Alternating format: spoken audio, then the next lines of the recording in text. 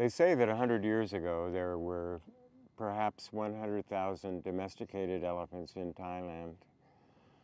We tend to think most of them would be logging because we think of teak logging and what the British call teak wallas. But in point of fact, by far the most common use for elephants in those days was transportation. Particularly during the rainy season, elephants are amazing. They can walk through mud. They can go up and down hills that would be very difficult for even a donkey or a mule.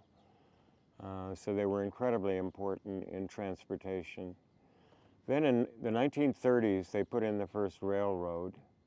I don't know how many elephants that put out of work. And particularly after World War II, more railroads, more roads, more cars, more trucks, and more elephants were put out of work in transportation. Another very famous kind of work in the old days was war elephants, that is, elephants going to battle. But even there, most of those elephants were transportation, carrying ammunition, carrying supplies. The actual battle elephants had to be very handsome, very beautiful male elephants, tuskers, and there weren't that many of them. But elephants have always played an extremely important part in virtually all of Thai culture. They figure very highly in Buddhism. They're very important in Hinduism. So in both key religions in Thailand. If you look at the visual arts, you see murals, almost always elephants.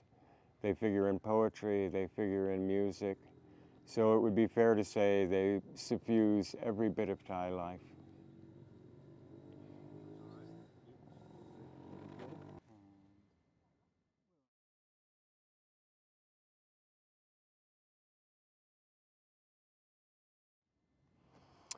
As the railroads were put in, as the roads were put in, more and more elephants just simply had no work to do, so a lot of people didn't keep them.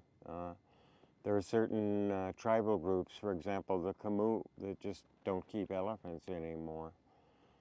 Now we're down to somewhere around 2,500, 2,600 elephants in Thailand. So maybe only, 2 or 3% of what used to be. And now the only work left is tourism.